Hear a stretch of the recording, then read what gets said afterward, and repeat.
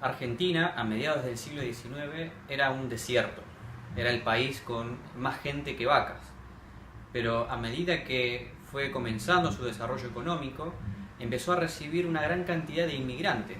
Por esos mismos tiempos, los europeos dejaban sus tierras para migrar en busca de un futuro mejor, y Argentina era una de esas tierras prometidas. Argentina fue el país que más inmigrantes europeos recibió después de Estados Unidos. Incluso recibió más europeos que Australia, que Canadá o que Brasil, que son las naciones que le siguen.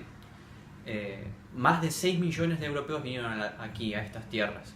Lo interesante es que en esos tiempos, entre fines del siglo XIX y principios mitad del siglo XX, Argentina era una de las 10 naciones más ricas de la Tierra. Pero a partir de mediados del siglo XX comenzó un proceso de estancamiento y posteriormente derivó en una decadencia.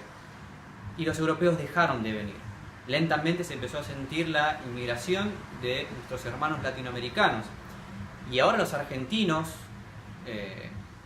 hijos de inmigrantes o nietos de inmigrantes, que habían alguna vez recibido con brazos abiertos a las personas que llegaban a estas tierras, se volvieron conservadores y comenzaron a ver esta nueva inmigración con un poco de recelo. Bueno, empecemos hablando sobre la competencia que representan los extranjeros para los trabajadores locales. Dicen, contratan trabajadores extranjeros en vez de contratar trabajadores argentinos. Bueno, en realidad eso es una señal de que trabajo hay, por lo menos para aquellos que están dispuestos a hacerlo.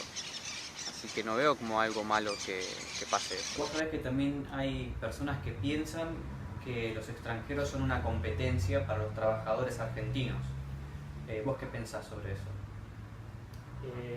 No, yo creo que el mercado laboral es muy amplio acá en Argentina, es un país muy grande y yo creo que hay trabajo para todos los que desean en realidad trabajar. En segundo lugar, el proceso de competencia es saludable.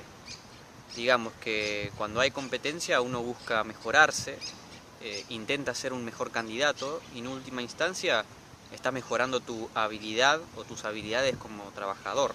En tercer lugar, en los últimos tiempos se está viendo que la competencia no se produce tanto entre los sectores de baja calificación y por lo tanto de bajos salarios, sino que se da en los sectores de salarios más altos porque están mejor calificados.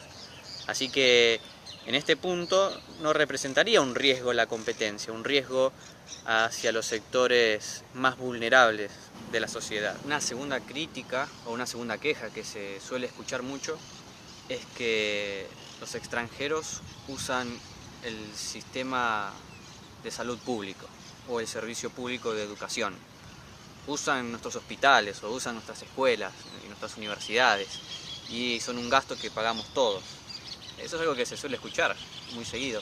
Ahora, eso es verdad, pero veamos, hay dos cosas que tengo para decir sobre eso. La primera es que si nosotros consideramos que todos los seres humanos valen por igual, no deberíamos hacer ninguna diferencia entre locales y foráneos. Si alguien necesita de salud o necesita educación, no habría que discriminar entre uno y otro. La segunda cosa que tengo para decir sobre esto es, bueno, sí, es verdad, pero ¿qué materialidad tiene? ¿Cuántos extranjeros sobre el total de la población estudiantil hay? ¿Es un problema para las arcas del Estado realmente esto? ¿Qué opinan de la cantidad de alumnos de otros países que vienen a estudiar a nuestras universidades de gestión estatal sin pagar nada? Es un tema que recibo toda la semana. Parece que dividir las dos preguntas. Ambas, dale. Yo empiezo por la tuya, que me resulta muy corta mi respuesta. Yo creo que es un tema insignificante en magnitud comparado al tema del que estamos hablando y es buscar una excusa para no enfrentar los grandes problemas. O sea, realmente... 2%. Exacto, no me parece que le haga al tema... No pasa nada, que sigan porque después invierten en alojamiento, y es exactamente el caso que acabamos de Correcto, describir. Claro, se los contestó alguien de la academia. Algo que se suele decir tiene que ver con la delincuencia. Se dice que los extranjeros son más proclives a cometer delitos que los argentinos. Ahora bien, cuando nosotros miramos los datos, solo el 4,6% de la población actual de Argentina es extranjera.